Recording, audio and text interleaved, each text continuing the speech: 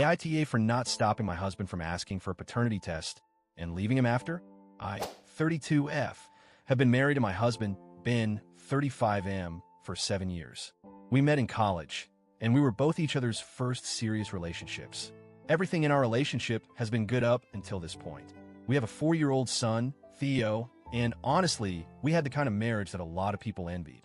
Ben is a good guy, kind-hearted, funny, and hardworking. He's a great father, and I've always trusted him completely. We've built a life together with a stable home, financial security, and shared goals. We don't fight much, and when we do, we always work things out. But recently, something changed. So, one day, a couple of weeks ago, Ben came home after work and dropped a bombshell on me. Out of nowhere, he asked for a paternity test for our son. I was stunned. I couldn't believe what I was hearing. We were sitting at the dinner table when he casually said, "I think we need to get a paternity test for Theo." I stared at him, unsure of how to process this. I asked, "What do you mean?" "What?" He looked away for a moment, then explained, "Theo doesn't look like me. I've been thinking about it for a while now. I don't know how to say this, but I don't think he looks anything like me. I just need to be sure." I felt like the world had just collapsed beneath me. I couldn't believe what I was hearing. All I could think was, how can he not see it? How can he question me like this? He continued, "I know it might sound crazy, but I just need to know. I don't want any doubts hanging over me. And I think it would be better for everyone if I knew for sure." I was silent for a long time. I didn't know what to say. I knew he wasn't accusing me directly of cheating, but his words still cut deep. I couldn't believe my husband, the man I loved and trusted, was asking for a paternity test. I've always been faithful to him, and I've never once even considered being with anyone else. And here he was, questioning the one thing I thought was the foundation of our marriage, the trust between us. But instead of reacting in anger, I just said, "If that's what you need, then I can't stop you. I'll go along with it, but I need you to understand that I've never been unfaithful to you. I've never been with anyone else. You're my first and only partner." Ben seemed to take this in, but his eyes still seemed distant, as if the doubt was still there. I didn't know how to respond anymore, so I just nodded. He said, I've had doubts, and I need closure. I need to know the truth, and then maybe we can move forward from there." I was heartbroken, but I agreed to the test. I couldn't stop him, and I didn't want to appear defensive or overly sensitive. I thought maybe this would just be a formality. He'd take the test, get the result, and we could move on. But I couldn't help but feel like this was the beginning of the end for us. Ben scheduled the test, and it was done the following week. I kept telling myself that the result didn't matter. We had built this beautiful family together.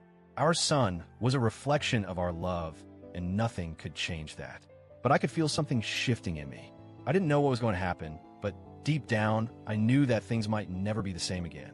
The days leading up to the results were torturous. Ben kept acting like everything was normal, but I could see the nervous energy in him. He was trying to keep it together, but I could tell he was anxious.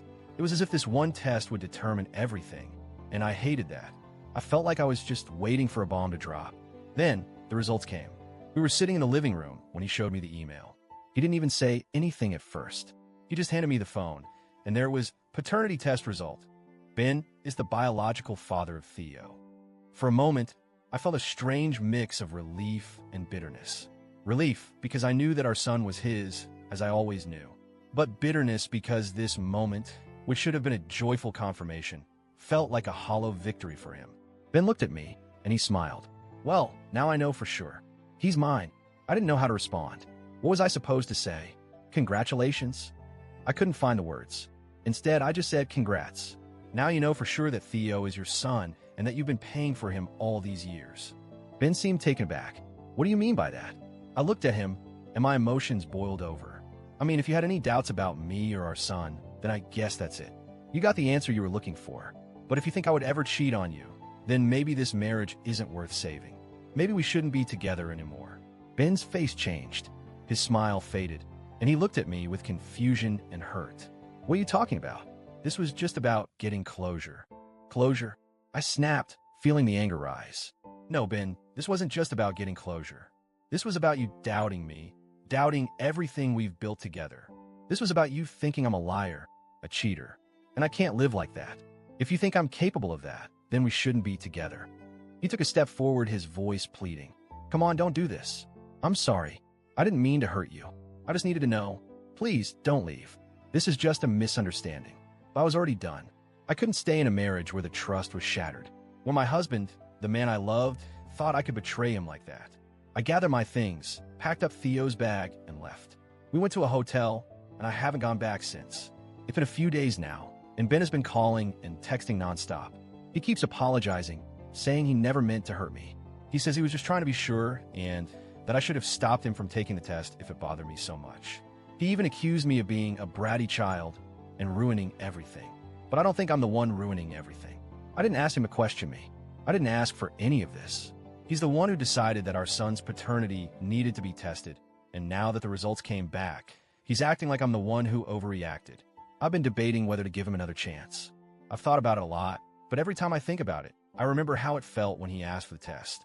How it felt to know that he didn't trust me, that he thought I might have cheated, and I don't think I can forgive him for that. So, Reddit, AITA for not stopping my husband from getting the paternity test and leaving after it was confirmed that our son is his?